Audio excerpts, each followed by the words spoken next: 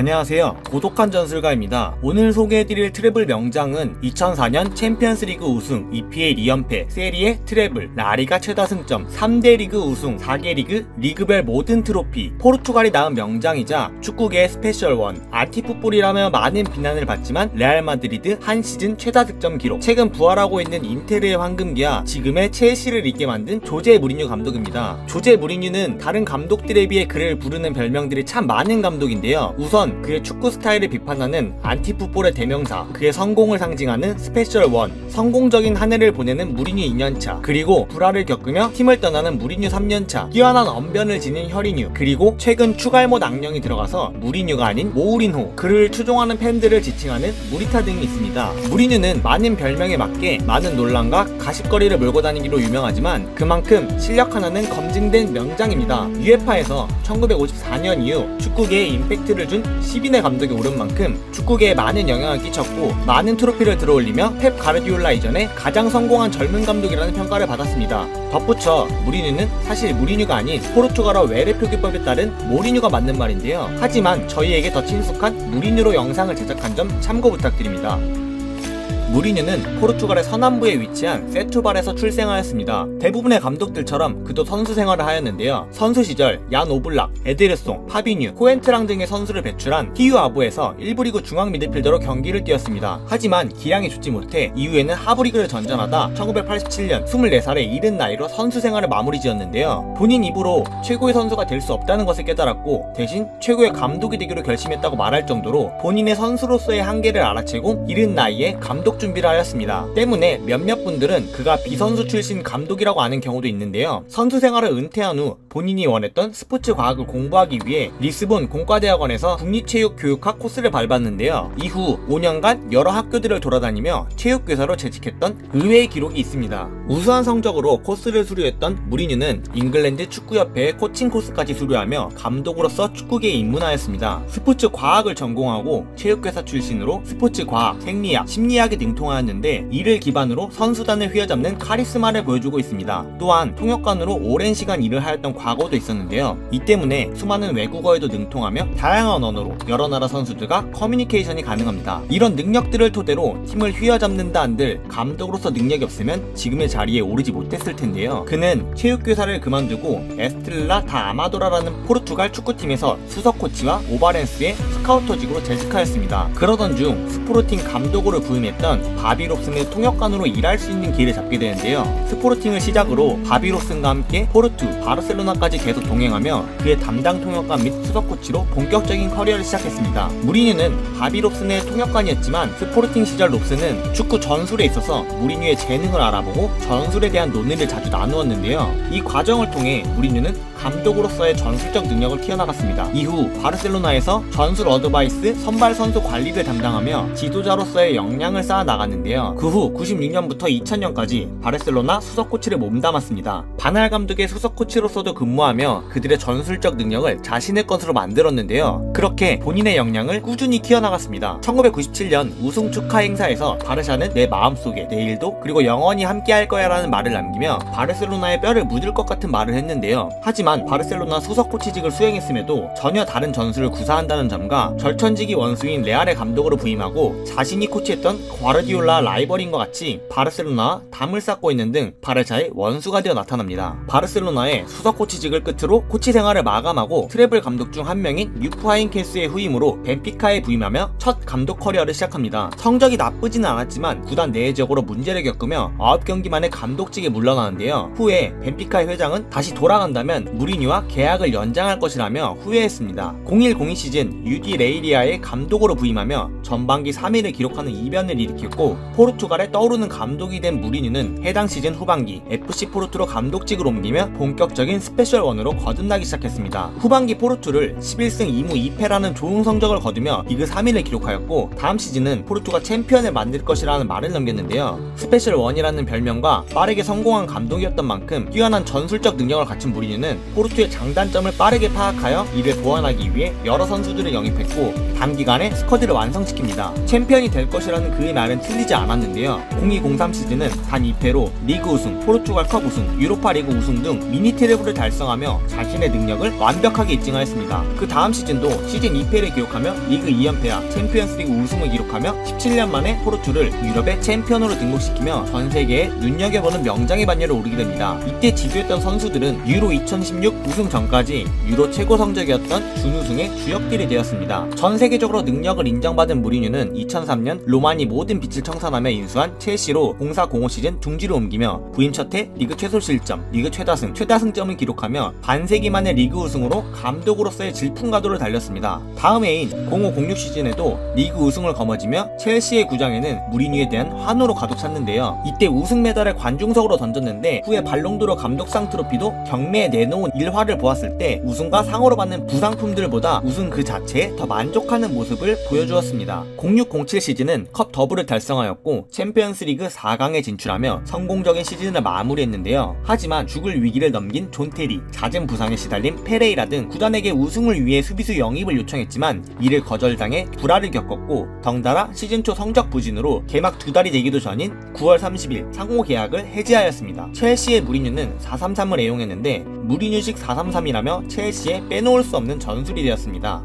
무리뉴식 4-3-3의 무리뉴 1기는 구단의 황금기라고도 할 수 있는데요. 잠깐 무리뉴 1기의 멤버들을 살펴보자면 본인이 감독으로 맡았던 포르투에서 영입한 카르발류, 페레이라, 그리고 존 테리로 이어지는 단단한 수비진, 램파드, 마케렐레, 티아고 멘데스의 강력한 삼각편대 미드라인, 빠른 역습, 정확한 골 결정력을 가진 조콜, 로번, 드록바의 공격 트리오로 아직도 회자되고 있는 강력한 팀으로 남아있습니다. 첼시의 감독직에서 물러난 무리뉴는 이후 바르셀로나와 담을 쌓게 된 일화를 겪는데요. 바르셀로나 감독이 경질된 것을 보고 바르셀로나 감독직을 위해 지원했는데 당시 바르셀로나는 무리뉴를 선임할 생각은 없었지만 그의 구상이나 들어보자며 그의 프레젠테이션에 참석했는데요. 보드진은 놀랄 수밖에 없었습니다. 당시 무리뉴가 준비한 프레젠테이션은 메이카레트의 자료보다 훨씬 방대했고 그가 바르셀로나를 열심히 연구했다는 것을 알려주며 보드진의 마음을 샀지만 그의 요구를 들어줄 수 없어 협상은 결렬되었는데요. 당시 그가 요구한 것은 선수 영입, 전술, 코치진 임용권 등으로 잉글랜드와 달리 스페인은 이런 관행이 드물었기에 바르셀로나의 감독직을 맡지 못하였습니다. 또한 이 팀의 감독이었던 과르디올라를 자신의 수석 코치로 임명해달라는 조건이 있었지만 바르셀로나는 이를 거절하고 새로운 감독으로 과르디올라를 선임하였는데요. 그 이후 바르셀로나에게 증오를 가지고 레알 감독으로 부임하는 등 서로 다른 길을 걷게 되었습니다. 이후 인테르에 부임하게 되는데 당시 인테르는 지금의 유벤투스처럼 리그를 독주하지만 챔스에서 좋은 성적을 거두지 못하며 만치니를 헤매하고 무리뉴를 선임하게 됩니다. 하지만 16강에서 지난 시즌 우승팀인 맨유에게 아무것도 해보지 못하고 탈락하며 언론의 집중 포화를 받았습니다. 하지만 부임 첫 해였고 리그 우승을 하였기에 시간을 더 부여받은 무리뉴는 이탈리아의 수비 축구를 자신의 것으로 흡수하며 구단에 잉여 자원을 내보내고 질라탄을 이적시킨 금액으로 사무엘 에투, 스네이더, 밀리토를 영입하면서 공격진 보강에 박차를 가했으며 미넨의 루시우를 데려오며 수비진 보강에도 성공합니다. 이후 로마를 꺾고 코파 이탈리아에서 우승하며 2년 만에 세리아에서 들 수 있는 모든 트로피를 차지하고 리그 우승까지 차지하며 세리아 리그 5연패를 달성하였는데요. 챔스에서도 지난 시즌 16강에서 무기력하게 탈락한 팀이 맞는지 의심스러울 정도로 당시 강호였던 첼시, 바르셀로나 그리고 본인의 스승이었던 바날의 바이에른 미넨을 제치고 챔피언스리그 우승을 차지하며 트래블의 마지막 조각을 완성시킵니다. 또한 두 개의 클럽에서 챔스 우승을 달성한 세 번째 감독이 되며 그의 커리어는 감독으로 이룰 수 있는 최고의 정점에 다다랐는데요. 또한 당시 공격수인 사무엘 에투 선수도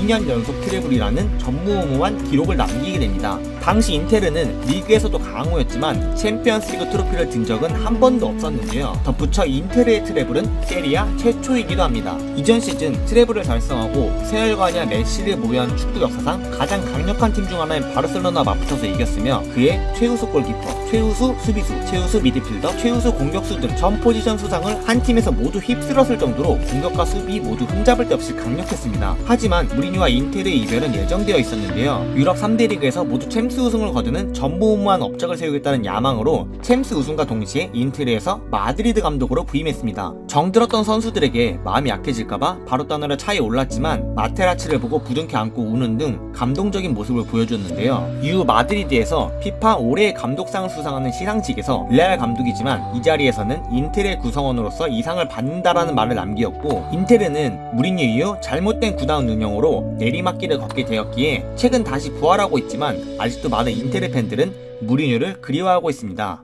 이후 무리뉴는 레알 마드리드, 첼시, 맨체스터 유나이티드 감독을 맡게 되는데 대부분 아시다시피 좋았던 시절도 있었지만 해임 전에는 많은 불화들을 겪었는데요. 라리가 최다 승점과 레알 마드리드 시즌 최다 득점을 기록하였고, 첼시에서 2년차의 리그와 리그컵 더블 등 2년차의 좋은 모습을 보여주었지만 레알에서 선수단 불화, 첼시에선 에바 팀닥터와 선수단 퇴원 문제, 맨유에서도 포그바의 불화 등 좋지 못한 시기를 겪습니다. 이에 더해 무리뉴는 대단하지만 굴욕적인 기록도 기록했습니다. 트래블을 기록하고 유럽 3대 리그 우승 트로피와 4개의 리그에서 들 수 있는 모든 트로피를 든 감독 등과 같은 많은 기록을 세웠지만 2010년 이후 2011년부터 4년 연속으로 챔스 4강 탈락의 고배를 마시는 기록입니다. 어찌 보면 4년간 모두 4강을 갈 정도로 훌륭했지만 그 이상을 해내지는 못하였던 것인데요. 이렇게 다른 감독이라면 훌륭한 성적이지만 무리뉴에게 너무 엄격한 기준이 적용된 것은 아닌가 생각합니다. 또한 첼시 시절 살라, 케빈 데브라이너, 루카쿠 등을 기용하지 않은 것에 대해 선수를 보는 안목이 낮다고 평가를 받고 있는데요. 하지만 당시 기회를 못 받은 것은 맞지만 오스카, 코스타, 아자르 등 스타 플레이어들이 첼시에서 버티고 있었기에 이적 혹은 임대를 추진했다고 생각합니다.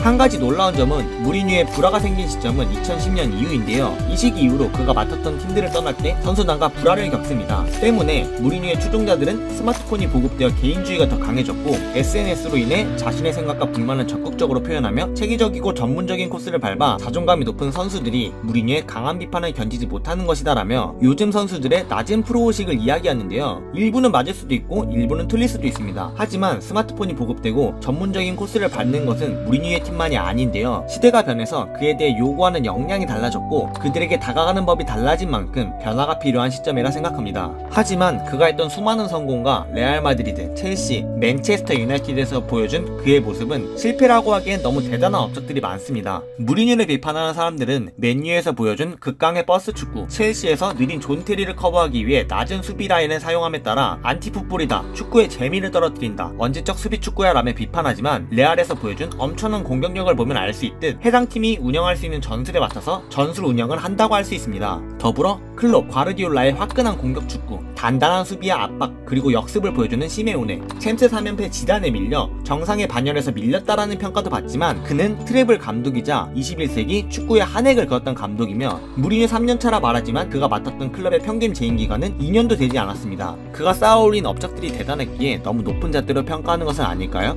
좋지 못하게 경질이 되었지만 수많은 빅클럽의 구애를 받고 빅클럽들의 감독 후보에 항상 거론되는 포르투갈의 명장 조세 무리뉴의 이야기였습니다. 제가 준비한 영상은 여기까지인데요. 재미있게 보셨다면 구독과 좋아요 버튼 부탁드립니다. 또한 피드백과 요청사항들을 댓글로 적어주시면 다음 영상을 만들 때 참고할 수 있도록 하겠습니다. 이상 고독한 전술가였습니다.